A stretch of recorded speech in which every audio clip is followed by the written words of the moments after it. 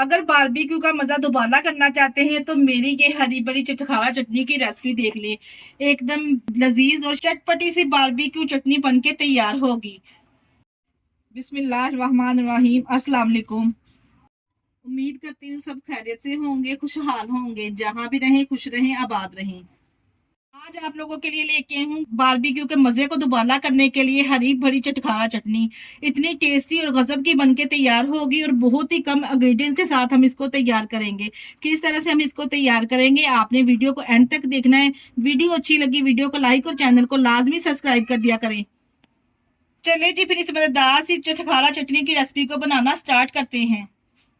चटपटी चटखारेदार बारबेक्यू इमली की चटनी बनाने के लिए यहाँ पे मैंने 100 ग्राम इमली लेके इसको 1 कप गर्म पानी में अच्छे से डिप कर दिया था 1 घंटा पहले, क्योंकि इमली को गर्म पानी में डिप करेंगे ना ये जल्दी नरम पड़ जाएगी। और यहाँ पे हमें इमली का सीरम चाहिए।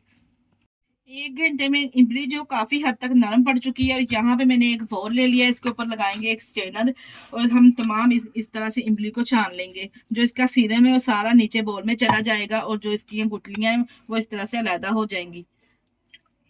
यहाँ पे देखिए जी काफी सारा इमली का जो रस है वो निकल चुका है और गुठलियां भी यहाँ पे आपको मैं चेक करवा दूं कितनी अच्छे से यहाँ पे इसमें से इसका सारा रस निकल चुका है। अब गुठलियों को हम रिमूव कर देंगे, इस सिरम को लेके चलेंगे। यहाँ पे मैंने एक फ्राई पैन ले लिया, इसमें शामिल करेंगे तमाम जो हमने इमली का रस निकाला है।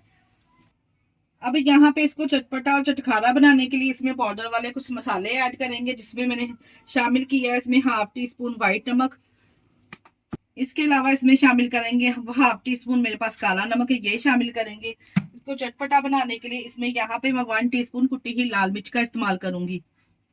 इसके साथ ही इसमें शामिल करेंगे हाफ टी स्पून मेरे पास जीरा पाउडर है, ये शामिल करेंगे।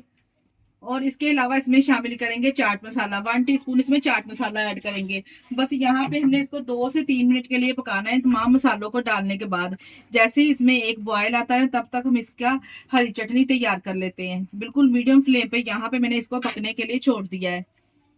इसकी हरी चटनी तैयार करने के लिए यहाँ पे मैंने 3 सब्ज मिर्चें लेके इनको मोटा मोटा से इस तरह से काट लिया है।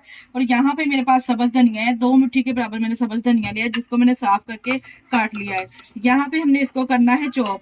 धनिया के साथ ही यहाँ पे मैंने थोड़ा सा इसमें पानी ऐड कर लिया है ताकि जो चटनी है वो अच्छे से यहाँ पे चॉप हो सके। यहाँ पे देखिए जी इस तरह से मैंने इसको मोटा मोटा से दरदरा से देखिए जी इसको मैंने इस तरह से यहाँ पे पीस दिया है। यहाँ पे देखिए जी जो इमली का रस है वो भी पकना स्टार्ट हो चुका है और जो हमने हरी चटनी बनाई है इसमें हम यहाँ पे शामिल कर देंगे। इस हरी चटनी में आप पुदीने के पत्ते भी शामिल कर सकते हैं, जो कि यहाँ पे मेरे पास मौजूद नहीं थे, मैंने शामिल नहीं किए। सिर्फ मैंने यहाँ पे सब्ज मिर्च और सब्ज धनिया का इस्तेमाल किया है।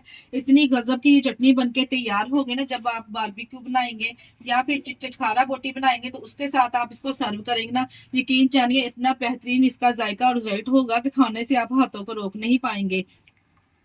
ग्रीन चटनी डालने के साथ ही यहाँ पे मैं खाने वाले 2 टेबलस्पून चीनी शामिल करने लगी हूँ। ये मैंने 2 टेबलस्पून चीनी इसमें शामिल कर दी है।